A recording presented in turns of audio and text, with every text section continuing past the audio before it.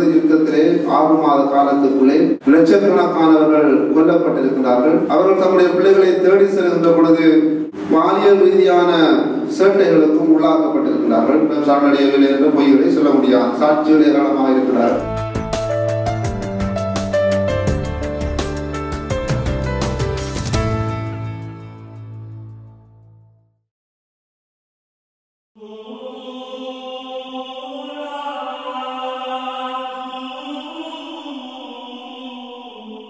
கடந்த கால 30 வருட யுத்தத்தினால்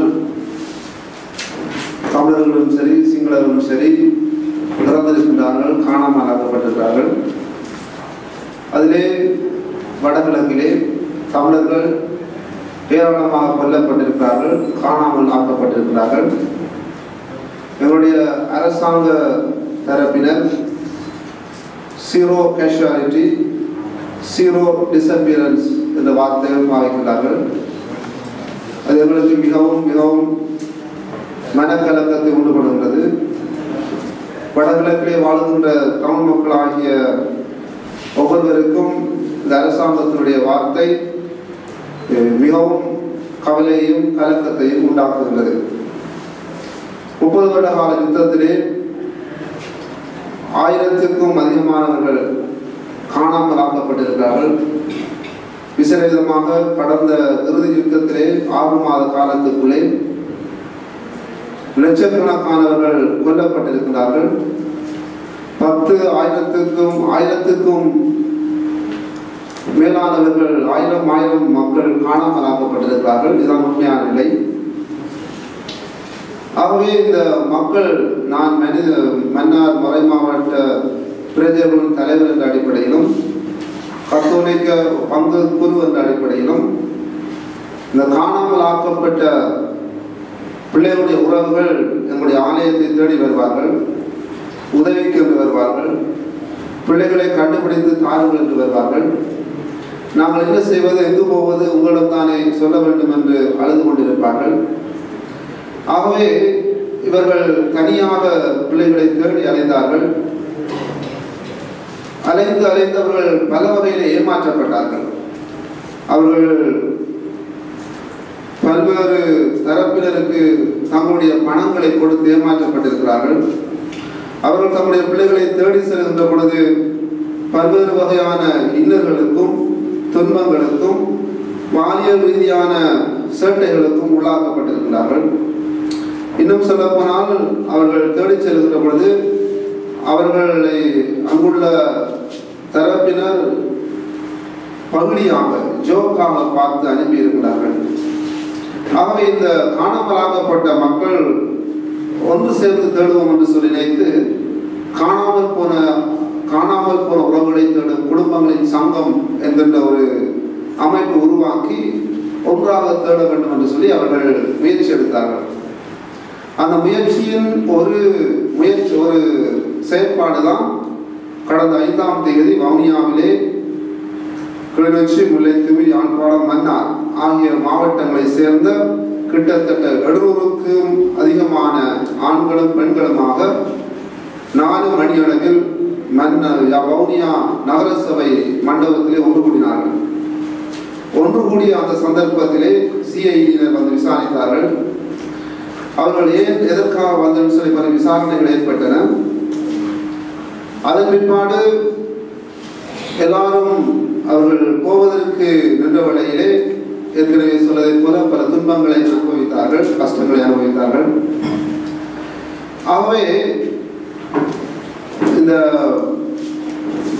சொல்லப்போனால் டிரைவர்மாரை கூப்பிட்டு நீங்கள் சென்றால் உங்களுக்கு உயிருக்கு ஆபத்து அல்லது உங்களுக்கு பல்வேறு பிரச்சனைகளை எதிர்கொள்ளும் சொல்லி அவர்களை அச்சுறுத்தினார்கள். ஆகையால் கொழும்புக்கு செல்ல முடியாமல் போய்விட்டது. ஆகவே இவ்வாறான பிரச்சனையை நாங்கள் எதிர்நோக்கி இருக்கின்றோம். இந்த இடத்துல இருப்பது சில சந்தர்ப்பத்திலே ஏதோ விளையாட்டு போட்டியில வெற்றி பெற்று விட்டு பேட்டி கொடுக்கிற மாதிரி நாங்கள் நினைக்கக்கூடாது. மன கலக்கத்தோடும் ஆதங்கத்தோடும் எங்களுடைய இந்த காணாமல் ஆக்கப்பட்ட உறவுடைய பெற்றோர்கள் சார்பாக தான் நாங்கள் இருந்து கலந்து பேசிக் கொண்டிருக்கின்றோம். ஆகவே இந்த யாருமே காணாமல் ஆக்கப்படவில்லை என்று சொல்லுகின்ற அந்த முழு பொய்யை யாருமே ஏற்றுக்கொள்ள முடியாது, ஏற்றுக்கொள்ளவும் கூடாது. அன்றைக்கு 700க்கு அதிகமான ஆண்களும் பெண்களும் ஒன்று கூடி நாங்கள் ஐநா சபையிடம் முறையிட போகிறோம், எங்களுக்கு ஒரு மகஜரை கொடுக்க போகிறோம் என்று அவர் உழைத்துட்டார் என்று சொன்னால் அந்த 700 பேரும் பொய்யர்கள் அல்ல. உண்மையாக தாங்களாக விரும்பி நாங்கள் அரசாங்கத்திடமும் ஐநா சபையிடம் அழுத்தம் கூறி எங்களுடைய பிள்ளைகளை பெற்றுத்தார்கள் என்று சொல்லி அவர்கள் தங்களுடைய முழு விருப்பத்தோடு தான் நாங்கள் ஒன்று கூடினார்கள். ஆகவே இந்த மக்களுடைய பிரச்சனை யாரிடம் சொல்லுவது, எங்கு சொல்லுவது என்ற கேள்விக்குறி இருக்கின்றது. ஆகவே இந்த மக்கள் நாளாந்தம் அழுது கொண்டிருக்கிறார்கள். வீடுகளிலே போனால் அவர்கள் அழுதுதான் தங்களுடைய அனுபவங்களை சொல்வார்கள். ஆகவே எங்களுடைய மீடியாக்களாக இருந்தாலும் சரி, யாராக இருந்தாலும் சரி, அரசு அதிகாரிகள் இருந்தாலும் சரி, ஏனைய அதிகாரிகளாக இருந்தாலும் சரி, இந்த இடத்துல நாங்கள் இங்கு எங்களுடைய பெற்றோரும் ஏனையவர்களும் எங்களுடைய பாராளுமன்ற உறுப்பினர்களும் சரி, அன்றைய இரவு 6ஆம் தேதி 5ஆம் தேதி இரவு காலம் 4 மணியிலிருந்து விடிய 5-6 மணி மட்டும், பின்னர் 3 மணி மட்டும் எங்களுடைய பாராளுமன்றத்தில் அங்கு இருந்தார்கள். வீதியிலே படுத்து கிடந்தார்கள். வீதியிலே நாம் இருந்தோம், படுத்தவும் இல்லை, வீதியில் அந்த கல்லுக்கு மேலே இருந்தோம். இராணுவத்தில் பொருசாரம் சுற்றி வளைத்திருந்தார்கள். ஆனால் எந்த மரியாதையும் இல்லை. பாராளுமன்ற வாருங்கள் அப்படின்னு இருந்த மாதிரினா நாங்கள் அடிமைகள், நீங்கள் 2ஆம் தர பிரஜைகள், நீங்கள் நாட்டை குழப்புகிறீர்கள், நாட்டுக்கு எதிரானவர்கள், பயங்கரவாதிகள் என்கின்ற அந்த கண்ணோட்டத்தை தான் எங்களுடைய செயற்பாட்டை எதிர்நோக்குகிறார்கள். ஆகவே நாங்கள் எது செய்தாலும் என்ன செய்தாலும் இராணுவத்துடைய தலையில் இருக்கின்றது, இராணுவத்துடைய தலையில் இருக்கிறது, சிஐடைய தலையில் இருக்கின்றது. புலனாய்வுத்துறையாளர்கள் எங்களை அடிக்கடி கேட்பார்கள், எப்படி செய்து சொல்லி குறுக்கள் என்றபடினால கொஞ்சம் பின்னுக்கு நிற்பார்கள். ஆனால் ஏனையவர்கள் சொன்னால் வீடு வீடாக சென்று அவர்கள் விசாரணையை மேற்கொள்கிறார்கள். ஆகவே இன்னும் என்ன நடக்கும் என்று எங்களுக்கு தெரியாது, நாங்கள் இவ்வாறு செயற்படுறதா என்ன நடக்கும் என்று தெரியாது. ஆனால் எங்கள் ஒரே குறிக்கோள், இந்த காணாமல் 1000 பேர் காணாமல் ஆக்கப்பட்டிருக்கிறார்கள்.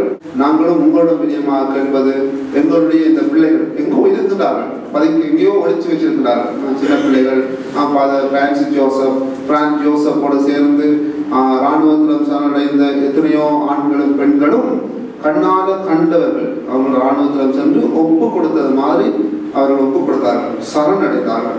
அவர்கள் எங்கே? அவர்கள் எங்களிடம் சரணடையவில்லை என்ற பொய்களை சொல்ல முடியாது, சாட்சிகள் ஏராளமாக இருக்கிறார்கள். ஆகவே அவர்களுக்கான விடயங்களுக்கு தர வேண்டும். மூடி மறைத்துக் கொண்டு இருக்க முடியாது, அரசாங்கம் மூடி மறைத்துக் கொண்டு இருக்க முடியாது. ஆக எங்களுக்கு நீதி கிடைக்கும் மட்டும் நாங்கள் முயற்சி செய்து கொண்டே இருப்போம். எங்களுடைய பிள்ளை பெற்றோர்கள் சார்பாக, பெற்றோர்களுடைய அந்த காணாமற்பட்ட பிள்ளைகள் பெற்றோர்கள் சார்பாக நாங்கள் முயற்சி செய்து கொண்டே இருப்போம். ஆகவே நீங்களும் உங்களுடைய இந்த மீடியா